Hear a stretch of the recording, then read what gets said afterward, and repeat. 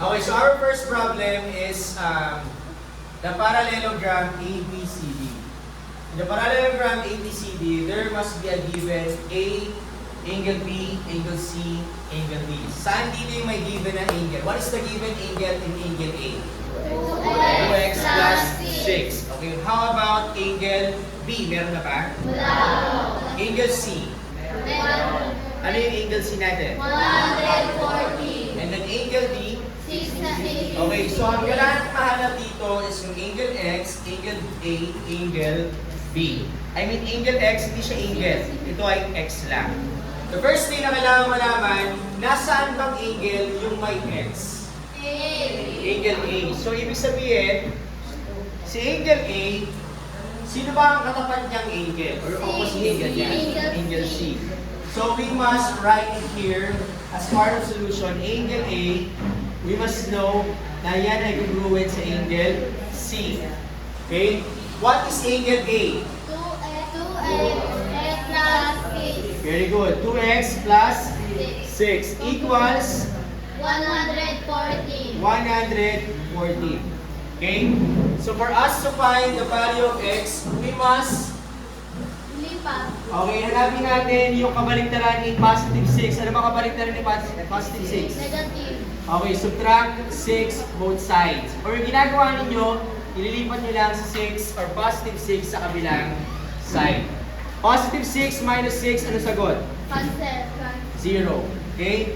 So, we have 2x, yung remaining dyan, equals 114 minus 6. 108. 108. So, we divide both sides by 2. by 2. by 2. Okay? 2 divided by 2 is 1, so we can cancel that 1. X would be the remaining. 108 divided by 2. 54. The answer must be 54. Okay? Sige, write your answer. If your answer is 54, okay, mamaya ka na mag-check corpus ha. Thank you, sir. Sige, now, since may 54 tayo dyan, ang kailangan natin gawing sunod ay palitan natin yung x nito. Okay? So yung angle A natin ay equal sa 2x plus 6. And we change the x with 54. So yung 2 at yung x mapapalitan ng 54 plus 6. 2 times 54, everyone. What is the answer? 108. 108 plus 6, 140. 114 degrees. And that would be angle A. This one is 114 degrees. Okay? Makes sense. Why? Because angle C is 114. Dapat parehas siya dito sa angle A natin. Okay? Angle B. What is our angle B? 66. Why 66? Kasi congruent. Kasi opposite niya ay 66 at congruent sila. Okay? 1 point each. Okay? O sige, now proceed tayo sa item number 2. Item number 2, the parallelogram EFGH. Now this time, hanapin natin muna yung X. But the problem is, ang given angle dito ay 4x plus 9 para sa F. H naman ay 6x minus 17 degrees. At may binigay ding sign, which is line segment EF 34, line segment EH 16. Okay? So ano gagawin natin? First, we must find what is x. So here is our solution. To find out the x, we must know that angle H is what? Saan siya congruent? Angle F from the definition. Okay? So what is our angle H? 6x minus 17 equals 4x plus 9. Okay. So the next thing na kailangan natin gawin dyan, pagsasama-samahin natin lahat ng mga like terms or yung mga magkakamukha. Sino ang kamukha ni 4x? 6x. So ilipat natin yan sa kabila by subtracting 4x both sides.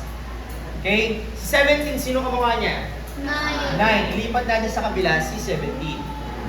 Next, what will happen sa 6x? Remain lang yan. Okay natin. 4x nilipat sa kabila, what will happen? Magiging 4. Magiging 4 or negative 4x equals 9, just copy, 9 plus 7. 17. Bakit naging positive 17? Okay. 6x minus 4x. 2. Okay, 2x equals 9 plus 17. 26. 26. Isolating the x, dividing both sides by 2. X would be 13. 26 divided by 2. 30. The answer is 30. Okay, this one is 30. Next, angle H. Para ma-solve yung angle H. Ano ba yung angle H natin? 6x. Okay? Angle H is 6x minus 17. Ano ba yung x na nakuha natin? X is equal to 13. So, palitan natin yung x ng 13. So, we change the x. 6 times 13 minus 17. 6 times 13. Ah. Okay, the answer would be 78 minus 17.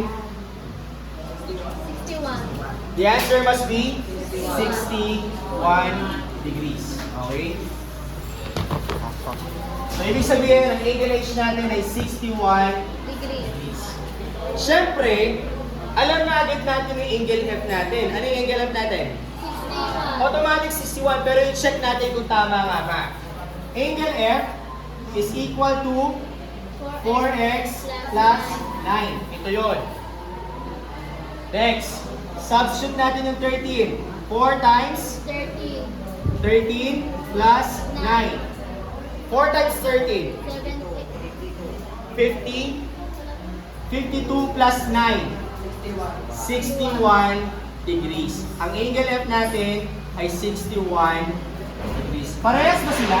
Okay. Yes, kasi nga opposite angles are congruent. Now, meron pa ditong line segment HG. Nasaan yun? Dito yun, di ba? Ano ang opposite sides ni line segment HG? 34. 34. Line segment EF. So the answer must be 34. Ha? 34. Okay, 34 centimeter. Naalala nyo, this was Sir. our activity last time. Isa lang yun po yung ano, slash, tapos yung taas po dalawa. Okay? Dapat dalawa yan. Ano? Next. Kaya pala, mali ako. FG. What is the opposite sides of HG? This one is 16 centimeter. So we write it 16 centimeter. This one is 16.